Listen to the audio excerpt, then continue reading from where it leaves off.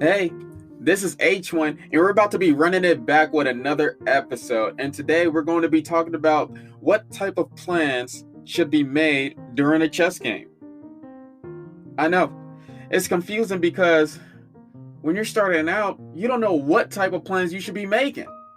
Like, what should I even be thinking about during a chess game, during these moves? There's so many moves that happen in a chess game, and sometimes your thought process just goes blank. And I remember I used to do this all the time when I was just playing chess as a beginner. But now, since I'm a grown H1, learning about chess knowledge, chess wisdom, chess understanding, I can tell people the shortcuts of how to bypass this era of not knowing anything and to know exactly what you're doing on each one of your moves so that each one of your moves have a purpose on the chessboard.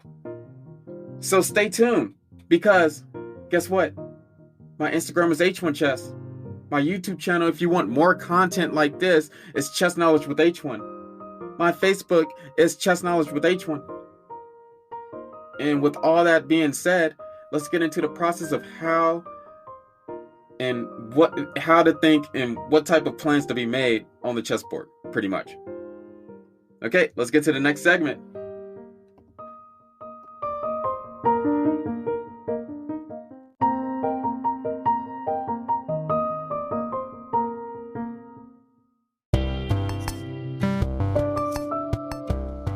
Hey, this is Chess Knowledge with H1, and the sponsor of today is Anchor. You know what? Have you ever wondered, man, I just want to talk, and I want people to listen to me, and I don't even know where to start? Well, H1 would suggest Anchor. First of all, it's free. They have their own creation tools so that you can record and edit your podcast right from your phone or computer. And now they have this new feature where you can add any song from Spotify directly to your episodes. And plus, one of my favorite features, Anchor will distribute your podcast for you so you can hear yourself on Spotify or Apple Podcasts or many more stations. And then, plus, you can make money from your podcast with no minimum listenership. Man, I almost messed that up. Okay.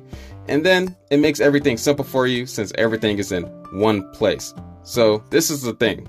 If you want to start your podcast right now, download the free Anchor app or go to anchor.fm to get it started. Anchor.fm to get started. Thank you for listening, guys. H1 out.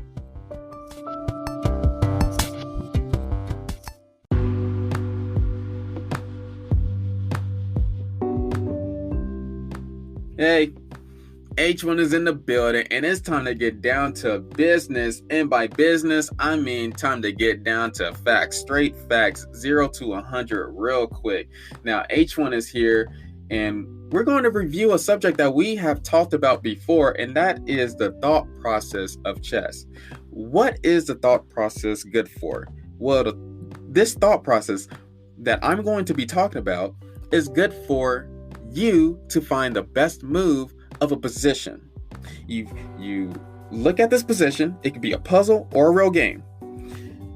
I'm going to guide you on a specific thought process that grandmasters go by with muscle memory intuitively each one of their games. Does that sound cool? I've talked about this before.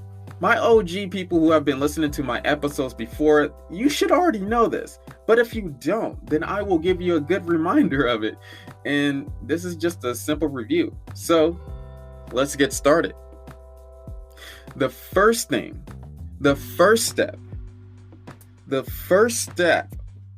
is, what are my opponent's threats? Think about, what are my opponent's threats? What are my opponent's forcing moves? But in order for me to continue, you have to know what are forcing moves. Well, forcing moves are all the captures, checks, and threats of the position. And by threat, let me give you a few examples.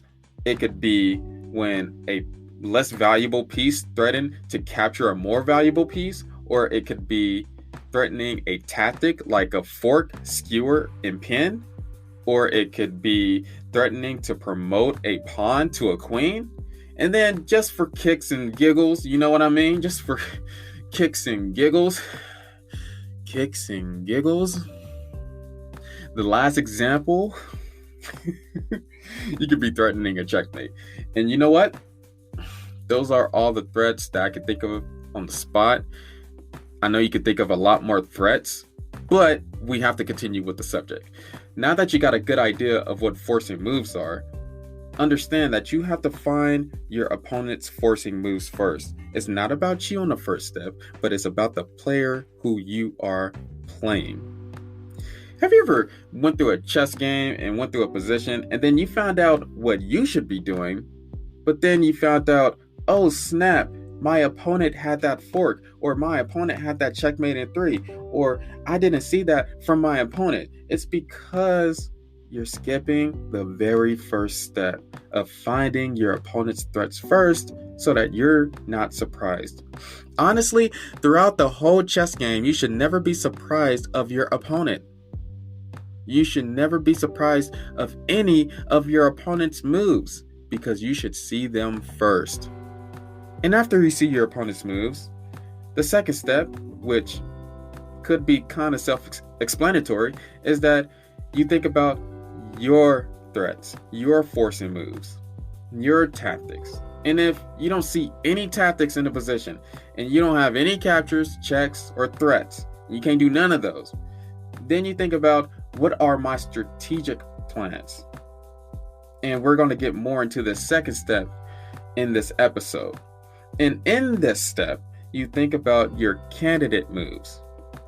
And once you think about these candidate moves, they're going to help you on this next step. How many candidate moves you should be thinking about? Think about the think about the top 4 moves that are best in the position. And sometimes there's just one best move or 2 best moves in the position. That's okay. But general speaking, it should be about 4 best moves in the position if it's a hard position. So keep that in mind. Or 5, you can go up more, but the more you go, the more you'll be off track from finding the best move of the position.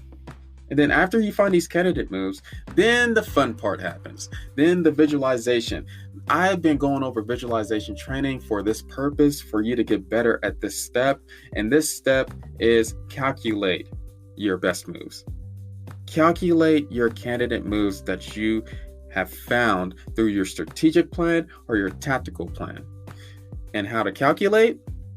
That's going to have to be a whole nother episode, because calculation in chess is important, and I can't just sum it up in 1 minute since this is just a review.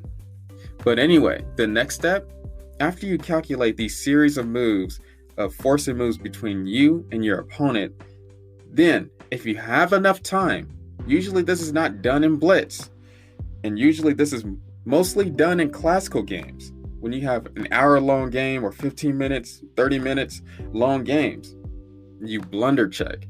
Because the worst thing that can happen to you is that you actually do something on the board and then you realize, oh snap, that pawn was right there.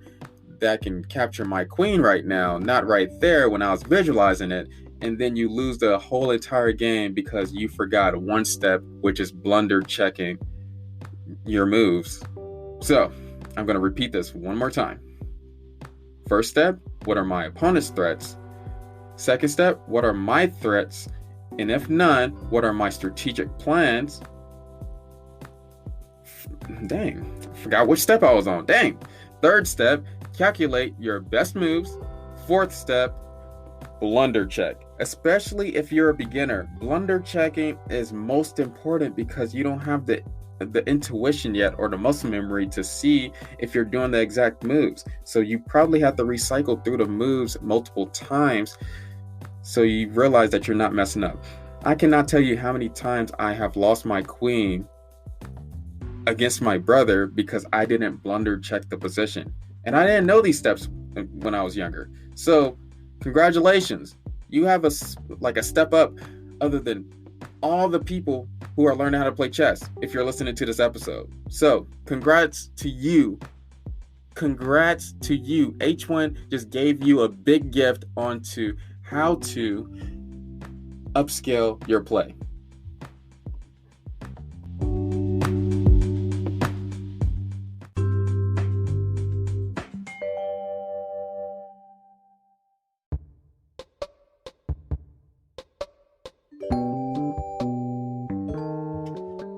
This is the waiting room segment, Chess Jokes by H1. And the joke of today is, what did the chess grandmaster do when the big tournament was stressing him out? He took the night off. Thank you for listening.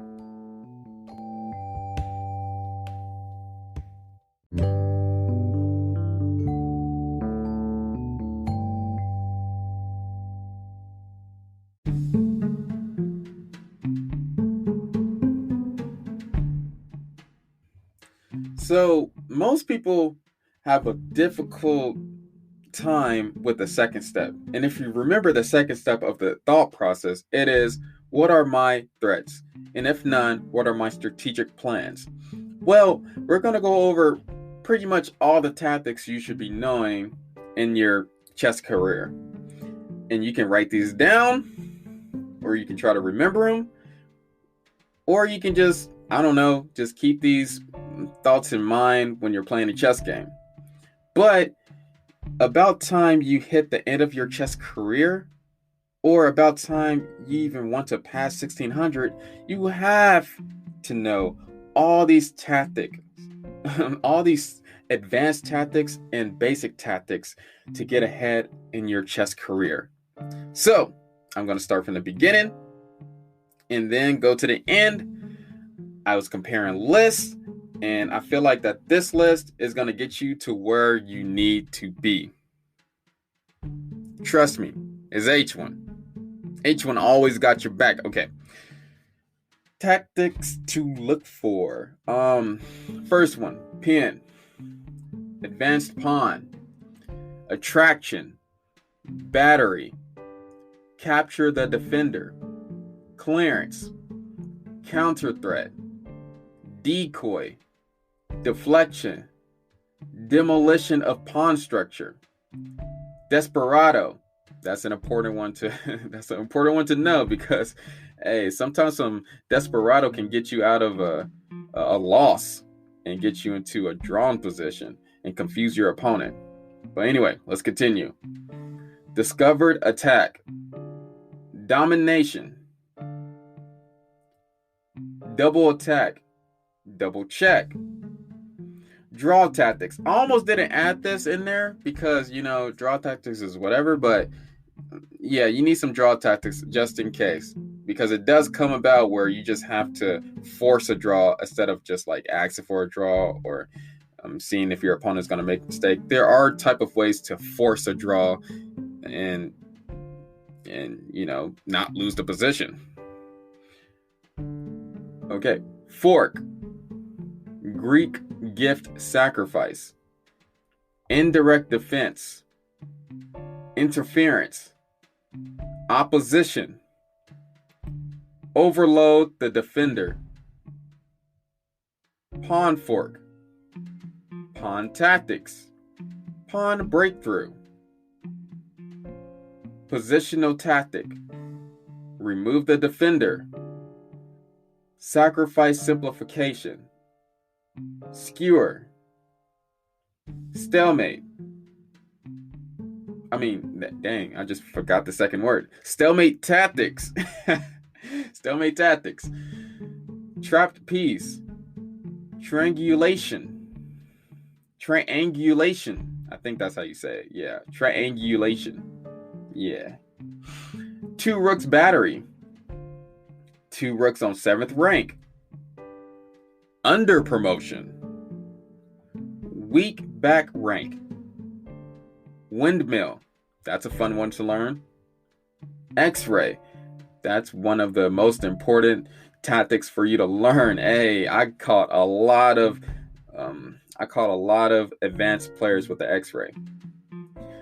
Zugzwang. Swishenjuk.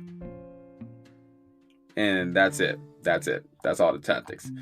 I'm probably not going to go over this again, so if you want to hear all these tactics again for you to know and to understand, just rewind this back, go to Google, search them all, just click in chess, colon, and then the word that you're trying to learn. They should explain all these, But if you know all these tactics, find out how to apply it in your own game, and then, hey, you're going to be Gucci. You're going to be good. You're going to be lit. But these are all the tactics you should be knowing for the second step. But then, what did I say in that second part? That if there is no forcing moves, then you think about, what are my strategic plans? So let's go over some simple strategic plans to think about.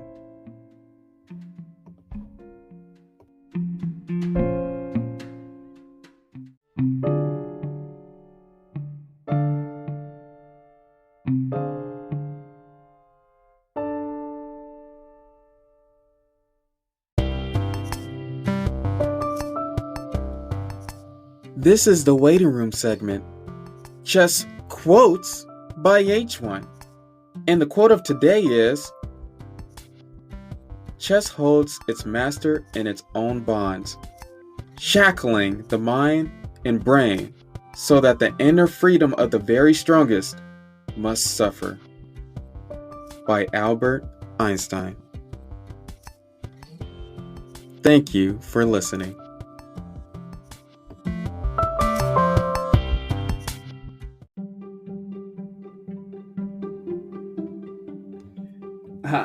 Oh, now you're here. You're here to the fun part, because I love strategic plans. I love talking about strategic plans so much. It's insane.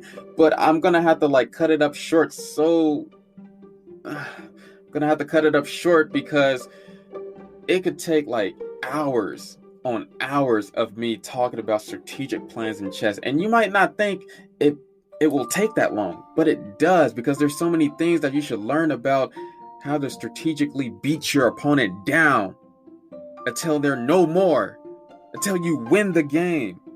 Because there's more to chess other than finding that attack or checkmating your opponent right off the bat. There's more to chess than that. And I'm going to prove it. I'm going to prove it with this list of permanent advantages and temporary advantages. Just knowing this will get you from 1600 to 2000. 1600 to 2000. I'm stuttered. 1600 to 2000. Because I believe that to get to 1600, you don't need any opening. You need the basic opening principles, but you don't need any memory of the opening. All you need is tactics. But to get to 1600 and over, you need strategic plans, strategic advantages. These are the things that win games and that cause mistakes for your opponent. These are the things that you need to overwhelm your opponent into making them suffer for the rest of the game. So, these permanent advantages and temporary advantages came from Steinitz and Lasker, old grandmasters who were world champions 100 years ago, more than 100 years ago. Man, they're old, but they passed it down.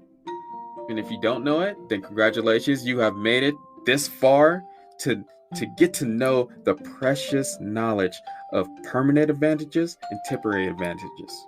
And they're simple to understand. It's not hard, but I can go over another episode talking about the tactics that I talked about in the last section and more in depth on these advantages. So, you ready? You ready to get this rocking and rolling? I know you're in the car. I know you're listening to this right now. And I know you're just ready for H1 to get this list going. Okay, let's continue. The first thing, and this is the permanent advantages list. So the first thing on that list, material advantage. Second, bad king position. Third, passed pawns in the middle game. Remember, that's specific. Passed pawns in the middle game. That's a permanent advantage. Fourth, weak pawns for the opponent. Fifth, strong and weak squares. Sixth, pawn islands. Seventh, strong pawn center. The center is the most important space of the game. If you control the center, you control the game. 8, control of a diagonal. 9, control of a file. I know you've seen that coming. 10, bishop pair. Bishop pair beats knight pair. Bishop pair beats bishop knight pair.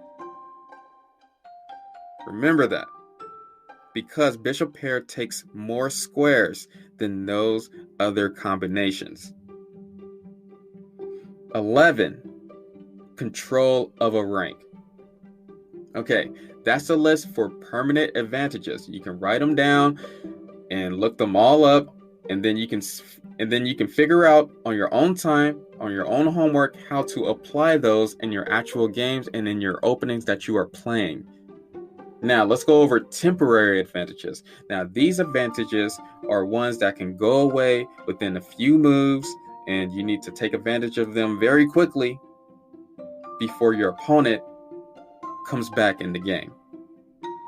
So, this is the list for temporary advantages, and it's not that long as the permanent advantage list. 12, bad piece position.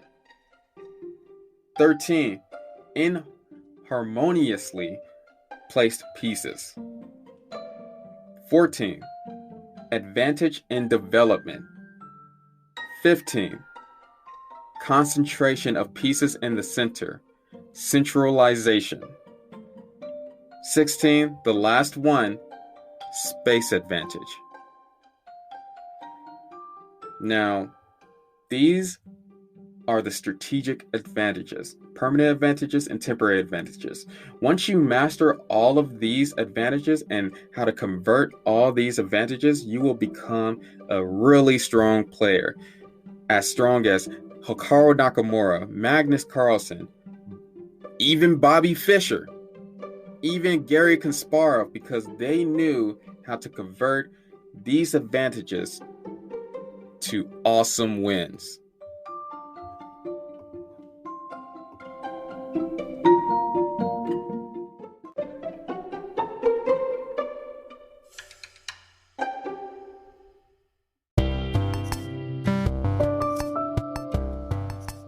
This is the waiting room segment. Quotes by H1. And the quote of today is, "A bad plan is better than no plan." Thank you for listening.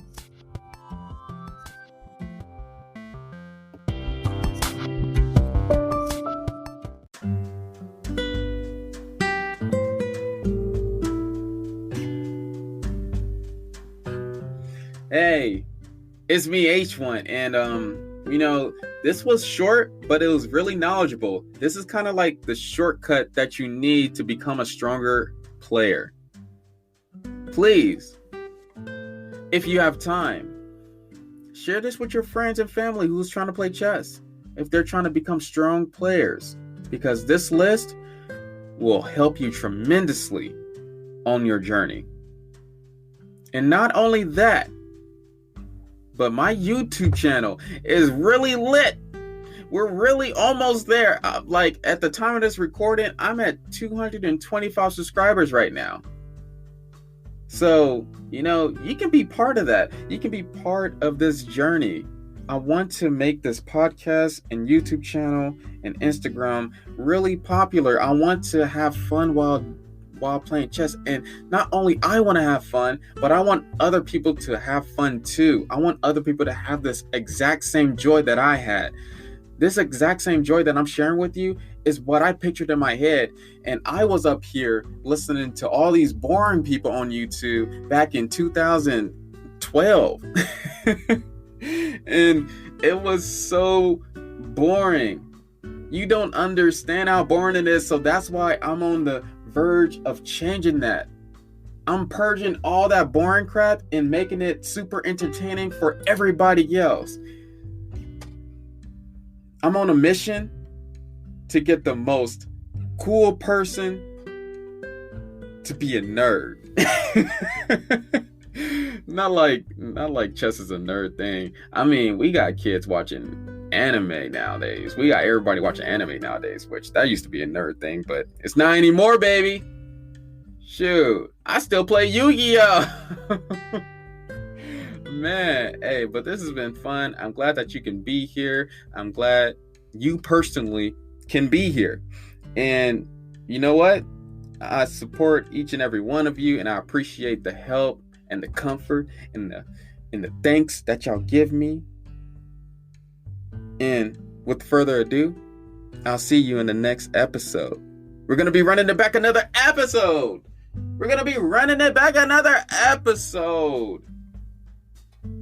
And I love being so hyped. Peace.